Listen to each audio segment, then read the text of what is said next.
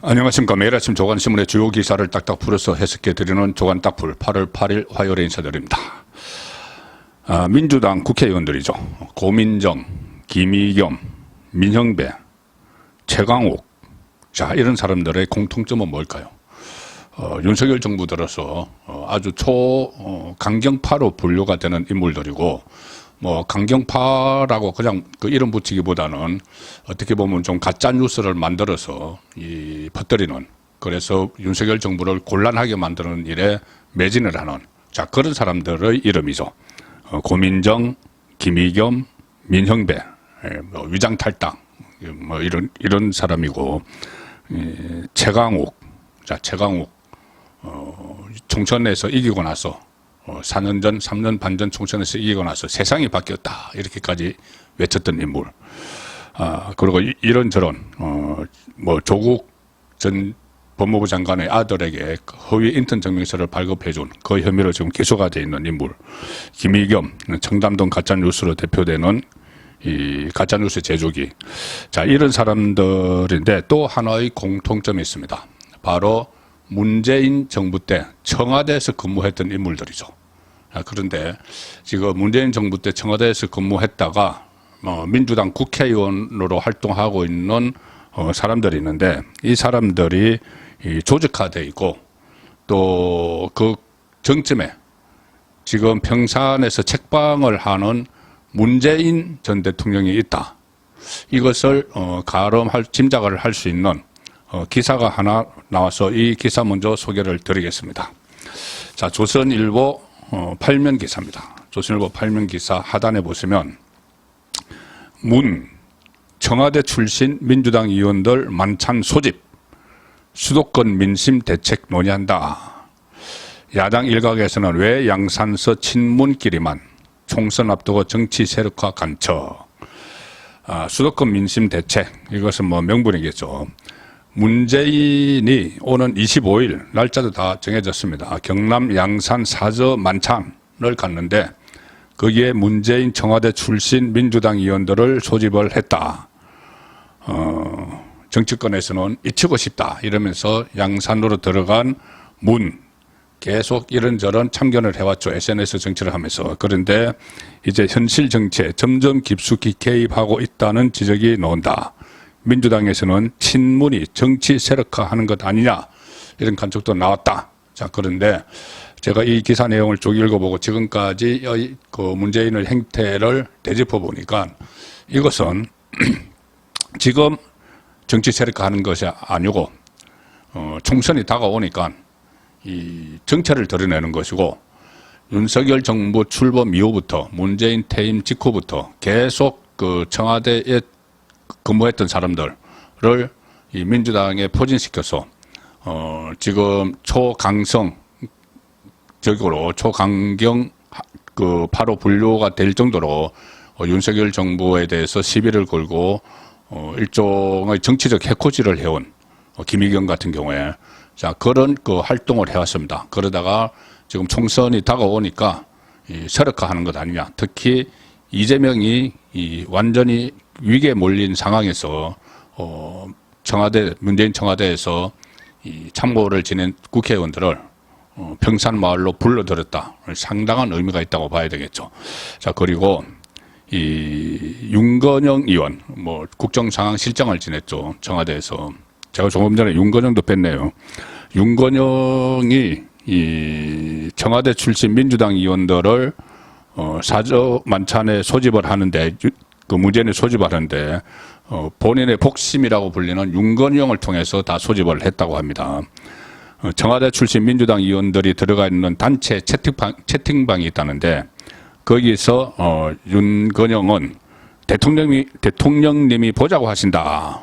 그리고 이번에는 만찬까지 할 예정이다. 이번에는 만찬까지. 그러니까 몇 번 있었다는 이야기죠. 이런 모임이.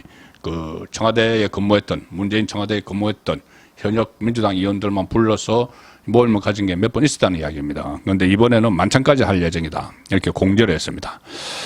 지금 문재인 청와대 출신 민주당 의원들은 모임을 하나 갖고 있는데, 초금회. 청와대 출신 초선 의원들의 금요일 모임. 초금회. 이것을 주축을 해서 그 고민정, 김의겸, 민형배, 윤영찬, 진성준, 최강욱, 한병도를 비롯해서 20여 명, 20명에 달하는 20명 이상이 되는 청와대 출신 참모 출신들이 지금 초선으로 있습니다. 그리고 이 야당 관계자는 문재인이 어떻게든 현실 정치에서의 영향력을 유지하고 싶어 하는 것 같아. 이렇게 이야기를 했는데 영향력을 지금 확대하는 그런 추세인 것 같습니다. 실제로 문재인 전 대통령은 최근까지도 통화 기록이 남지 않는 텔레그램 메신저의 전화 기능을 사용해서 청와대 출신 민주당 의원들에게 전화를 걸고 현안을 논의하기도 한 것으로 알려졌다. 그냥 책방에 앉아 있었던 것은 아니고 현안이 생길 때마다 이런저런 지침을 내렸다는 이야기가 되는 겁니다. 그렇게 본다면 지금 고민정이나 김의겸, 민영배, 최강욱 해왔던 행동들이 결국은 이 문재인 정권에서 문재인을 주축을 해서 그쪽과 어떤 교감을 형성한 뒤에 나온 정치 행동이었다. 이렇게 볼 수가 있는 것이죠. 심지어 텔레그램 메신저 기록이 남지 않는 것을 또 사용을 할 때는 뭔가 비밀스러운 말들을 오갔겠죠. 그리고 윤건영도 올해 초에 친문 국회의원실, 지금 이 사람들 주축을 해서 보좌관 30여 명을 따로 불렀다. 그래서 문재인 정부 인사들이 만든 포럼, 사의제라고 있죠. 포럼과 함께 차기 대선 정책을 수립하라고 지시를 하기도 했다. 자, 지금 다음 대선까지 지금 양산에서 구상을 하고 있다는 이야기입니다.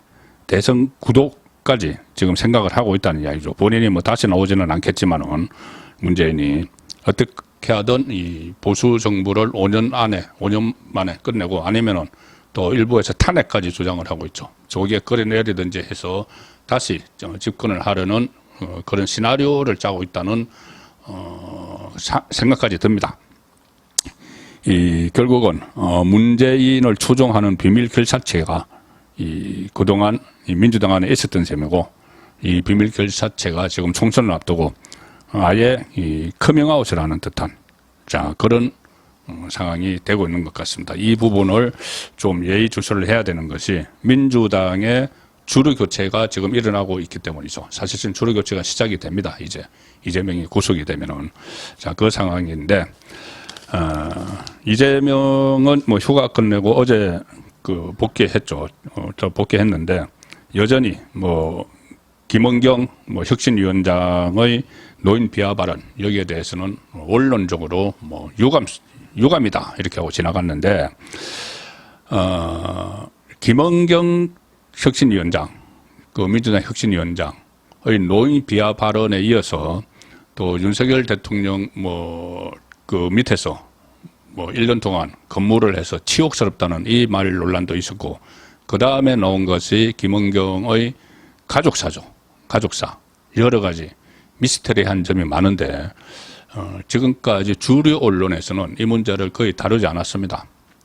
인터넷 매체를 중심으로 많이 확산이 됐는데 주류 매체가 이 문제를 집중적으로 다루기 시작했습니다. 왜 그러냐면은 이것이 이 김은경 씨의 개인 가족사이기도 하지만은 워낙 미스터리한 점이 많고 또 한국의 대표적인 공인이라고 할 수 있는 사람의 이 가족사가 너무 의혹이 많기 때문에 주류 매체도 다루기 시작을 했습니다.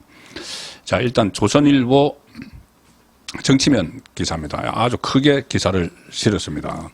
제목은 김은경 시부모 18년 모셨다 아들 시누이 막장 폭로전 노인 비하 논란 이어서 또 파문이 일어나고 있는데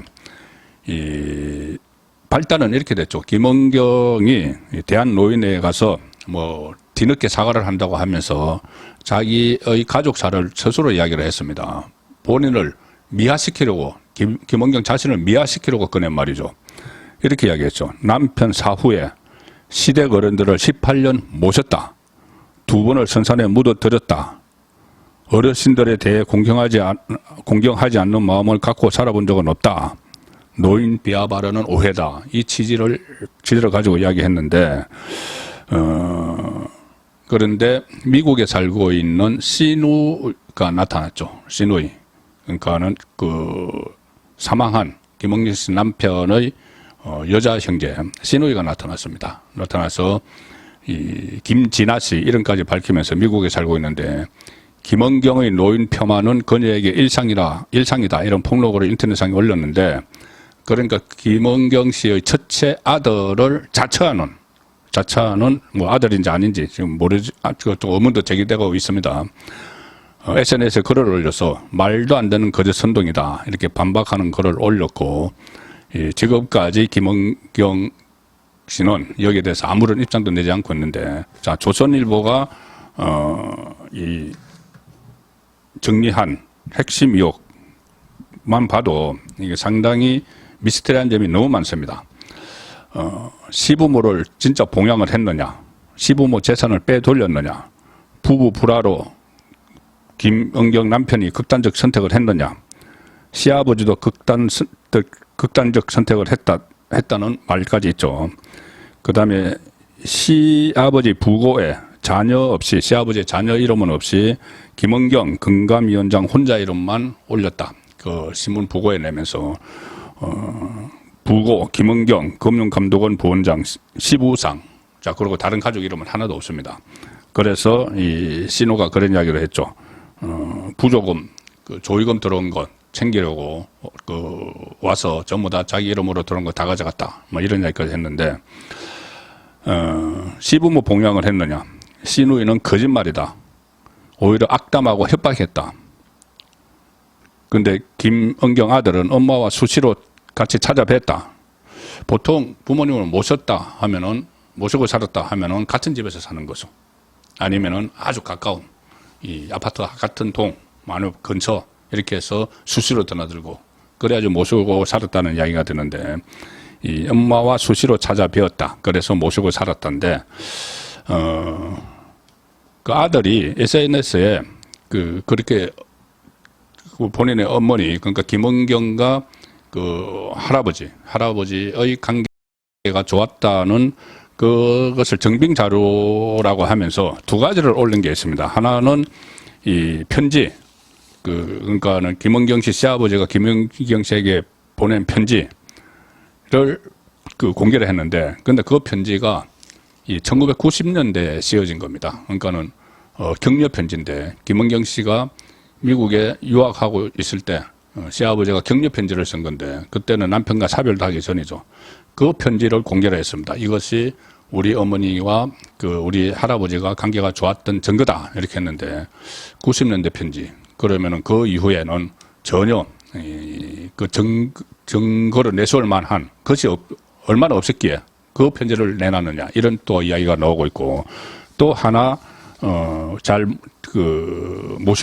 모셨다는 그 증거로 하나 2020년 7월 17일에 김은경 씨 아들이 김은경 씨와 문자 메시지를 주고받은 것을 공개를 했습니다. 거기 보면은 김은경 씨가 이렇게 이야기를 합니다. 자기 아들 이름을 부르면서 완주 순천 간 고속도로에서 사고가 큰 게 났으니 혹시 몰라 그러는데 할아버지께 안부 전화 드려봐. 코로나도 걱정스럽고 하니까는 아들이 넵 알겠습니다 이렇게 했는데, 자, 이래서 우리 어머니가 할아버지를 극진히 생각한 것 아니냐, 이 내용으로 2020년 문자 메시지를 공개를 했는데, 이것을 보면은 또 완주 순천 간 고속도로에서 사고가 큰 게 났으니 할아버지께 안부 전화 드려봐. 그러면은 그 전주에 산 거죠. 그 고향이 원래 전주라고, 그러니까는 이 시부모는 전주에 살고 있었습니다. 근데 김은경 씨는 서울에서 활동을 하고 있었죠. 거래는 모시고 살았다는 게 이 자체로 오히려 이런 증거 자료라고 낸 것에 의해서 모시고 산 것이 아니라는 것이 되는 거고, 또 하나는 그렇게 이 안부가 궁금하고 본인이 모시고 산다고 생각할 정도로 이 효심이 지극했으면 본인이 전화를 하겠죠. 본인이. 그런데 아들에게 문자를 보내서 전화 한번 해봐라 그런 것을 보면은 이 두 가지 아들이 증거 자료로 냈다는 것도 오히려 의혹을 더 증폭시키는 그런 상황이 되고 있습니다. 여기서 지금 이 많은 그 세인들의 관심에 오르는 것이 이 남편이 극단적인 선택을 했다는 것인데 그 상황에 대한 겁니다. 18년 전의 상황. 조선일보는 이렇게 그 기사를 게재를 했습니다. 부부 불화가 자살 원인 이렇게 해서 이 시누이는 오빠 부부 사이에 극심한 불화가 있었다고 주장을 했고 김은경 위원장의 남편이 극단적인 선택을 한 뒤에 김은경 위원장의 둘째 아들에게 엄마랑 아빠가 막 싸웠어. 그래서 아빠가 화가 나서 뛰어내렸어. 라는 말을 들었다. 싸우다가 고층 아파트에서 갑자기 뛰어내렸다. 남편이. 그 말을 둘째 아들에게서 들었다. 나이가 얼마 되지 않는데. 그리고 시누이는 이 사건이 일어나기 한참 전부터 김은경이 말끝마다 60세가 되면 이혼할 거라는 말을 공공연히 흘리며 남편과의 사이가 멀어지고 있음을 내비쳤다. 자, 이렇게 주장을 하니까, 이 아들이 또 반박 글을 올렸죠. 반박 글을 올렸는데, 그 글을 소개해 드리기 전에, 아시아N이라는 매체가 있습니다. 아시아 문제에 집중적으로 다루는, 그 아시아 문제를 집중적으로 다루는 언론인데, 아시아N이 지금 이 상황에 대해서 아주 상세한 보도를 계속하고 있습니다. 아시아N 기사를 보여드리죠. 속보해서 김은경 남편의 사망 직전 상황 공방. 자, 근데 이 아시아N 기사에는 매제도 등장합니다. 매제. 이 김은경 씨, 고인이 된 김은경 씨 남편의 매제도 등장을 합니다. 어떤 내용이냐면은 조금 전에 이 시누이 김진아 씨가 이 사망 과정에 대해서 뭐 싸우다가 투신했다. 이 발언을 한 데 대해서 김은경 씨 이 아들이 다른 이야기를 합니다. SNS를 통해서 김은경 씨 남편은 2006년 1월에 사망을 했는데 그 아들은 이렇게 씁니다. SNS에 밤 10시에서 11시경 아버지와 저희 가족은 거실 소파 앞에 있었습니다. 저는 아버지의 다리를 주물러 들었고 어머니는 무릎 베개를 하며 힘들어 하시던 아버지를 응원해 들었습니다. 아버지는 이후 먼저 혼자 안방에 들어갔었습니다. 이후에 큰 소리가 났었습니다. 어머니보다 제가 먼저 창문 밑을 확인을 했고 불안해 하시는 어머니에게 뭐 아빠가 아닐 거야 라고 말하며 뭐 제가 먼저 내려가서 아버지를 확인했습니다. 뭐 어쨌든 그렇게 해서 부부 싸움 중에 투신한 것이 아니라는 그 이야기를 한 거죠. 그리고 특히 이 김은경 씨 시누이 김진아 씨가 둘째 아들에게서 그 부부싸움 하다가 투신했다는 말을 들었다. 여기에 대해서 이 김은경 씨 아들은 아니 당시 동생은 만 3살인데 상황도 모르고 격리된 상태에 있던 동생에게 그때 이제 그 투신을 해서 동생이 그 장면을 볼까봐 격리를 시켰다는 겁니다. 다른 옆집으로. 그런데 그런 동생이 어떻게 엄마랑 아빠가 막 싸웠다. 그래서 아빠가 화가 나서 뛰어내렸다는 말을 동생으로부터 들었다고 거짓말을 하느냐. 왜 이렇게 우리 가족을 괴롭히느냐. 이렇게 이야기를 했습니다. 아들은. 그러니까 동생은 그 상황을 알지도 못한다는 이야기죠. 3살 정도 됐으니까는. 자, 그런데 여기서 아시아N이 또 한 명의 제보자를 내세웁니다. 누구냐면은 김은경 위원장의 숨진 남편의 매제였던 최모 씨가 아시아N에 제보를 해왔다. 자세한 내용을. 그 내용입니다. 이 매제 최모 씨는 이렇게 이야기합니다. 당시 14살로 우리 아들과 동갑이던 김은경 씨 장남이 장례식장 구석에서 오락을 하고 있어서 우리 아들이 동갑내기인 그러니까 친척끼리죠. 우리 아들이 외삼촌은 왜 자살했어? 이렇게 물어보니까 그 장남이 하는 말이 엄마랑 저녁에 밥 먹다 싸우다 숟가락 던지고 그 길로 떨어졌어. 라고 담담하게 말했다. 자, 이 장남 이렇게 잠잠하게 말한 장남은 지금 SNS에 글을 올리는 그 사람입니다. 그래서 우리 아들이 그 말을 듣고 이게 말이 돼? 라고 했다고 내게 말한 걸 생생하게 기억하고 있다. 그리고 또 이 매제는 이렇게 이야기합니다. 김씨 장남이 아빠가 돌아가셨는데 울지도 않고 장례식장에서 오락을 열심히 하고 있는 모습이 너무 안타까웠다고 아들이 말하더라. 그래서 그 모습이 장면이 기억에 남아있다. 자, 이 이야기입니다. 그리고 이제 겨우 서너 살이 된 둘째 아이의 반응을 김진아 씨가 소개한 것. 엄마랑 아빠가 막 싸웠어. 그래서 아빠가 화가 나서 뛰어내렸어라고 올린 것은 큰 조카와 작은 조카를 착각한 실수 같아. 그러니까 큰 조카. 지금 본인이 이야기했던 막 싸웠다고 장례식장에서 이야기했던 지금 SNS에 글을 올린 그 사람의 이야기를 동생의 이야기로 김진아 씨가 착각을 한 것 같다. 자, 이렇게까지 지금 이야기를 하는 상황입니다. 그리고 또 이런 실수를 콕 찍어내서 반박한 것을 보면은 오늘 글을 올린 사람은 아들이 아닐 가능성이 높아 보인다. 자, 그러니까 누군가 대신 글을 올렸다. 이런 이유까지 지금 불거지는 상황이죠. 그러니까 거듭 말씀드리지만은 어떤 김은경 씨 가족의 어떤 보면 비극적인 이 이야기를 지금 주류 매체에서도 다루기 시작을 하는 것은 그만큼 미스터리한 점이 너무 많기 때문입니다. 공인과 관련한 미스터리한 그 의문점이 많기 때문에 주류 매체도 주목을 하는 것이죠. 자, 지금 김은경 씨는 아직은 야당 혁신위원장이죠. 그런데 혁신위원회, 이제 민주당 혁신위원회가 뭐를 발표해도 거기에 대해서 관심을 갖는 사람은 없을 것 같습니다. 그런데 민주당 안에서는 관심이죠. 왜냐하면 공천 룰이 달려있기 때문에. 자, 동아일보 정치면 기사입니다. 야당 혁신위 대의원제 폐지 10일 발표 비명계 역시 친명 혁신이구나. 자, 이런 반응이 나오는데 혁신위가 대의원의 표 가치를 축소해야 된다. 이 말은 무슨 말이냐면은 대의원 제도는 대의원들은 각 지역의 선거구에 있는 당직자들이나 중앙당 당직자, 국회의원들 이런 사람들이죠. 그런데 이런 사람들이 공천 룰 같은 것을 하는 것이 아니고 책임당원들, 그러니까 권리당원이죠. 민주당에서는 권리당원이라고 부르는데 권리당원들이 이 모든 방향을 결정을 해야 된다. 그 말은 뭐냐면은 권리당원의 상당수는 이른바 개딸이죠. 이재명의 열성 극성 지지층이죠. 그래서 이재명 마음대로 당을 이끌고 가겠다. 그 이야기가 되는 겁니다. 그래서 비명은 개딸이 앞으로 모든 걸 대변을 할 것이다.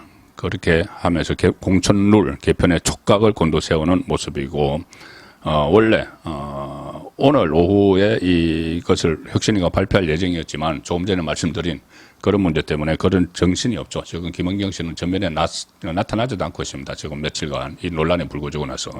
자, 그래서 10일 발표한다고 늦췄습니다.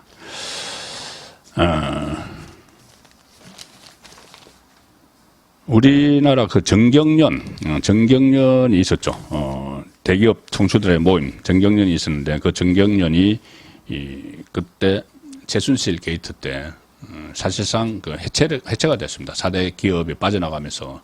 그런데 그 정경련이 다시 부활을 합니다. 자, 중앙일보 6면 기사입니다. 류정경련, 세신 키 잡은 류진 회장, 4대 그룹도 복귀시키나. 자, 정경련이 한국경제인협회 이렇게 새로운 이름으로 55년 만에 개명을 해서 새 출발을 하는데 그 회장에 류진 풍산그룹 회장이 취임을 했습니다. 그래서 앞으로 이 정경련 대신 한경협, 한국경제인협회 이렇게 이름이 바뀌게 됐는데 여기에 4대 그룹도 복귀를 하면은 과거 정경련과 같은 역할을 하게 되겠죠. 자, 오늘 조간의 톱 기사들은 잼버리, 새만금 잼버리 이야기입니다. 태풍이 지금 한반도 관통을 할 것으로 비상이 걸리면서 새만금에서 지금 철수를 오늘 시작을 했습니다. 자, 동아일보와 조선일보 톱 기사입니다. 조선일보 새만금 떠나지만 잼버리는 계속된다. 동아일보 태풍이 한반도 간통 비상 잼버리 새만금 철수. 자, 이 철수를 해도 새만금에서 철수를 해도 원래 당초의 폐해일이었던 13일까지 각국의 청소년들은 한국에 남아 있습니다. 그래서 지금 여러 가지 프로그램을 만들고 있는데 파행으로 지금 마무리가 되고 있지만은 잼버리가 어쨌든 후속 조치를 제대로 해서 국제적으로 좋은 이미지를 남기는 데 주력을 해야 될 것 같습니다. 8월 8일 보내드린 조간딱풀이었습니다.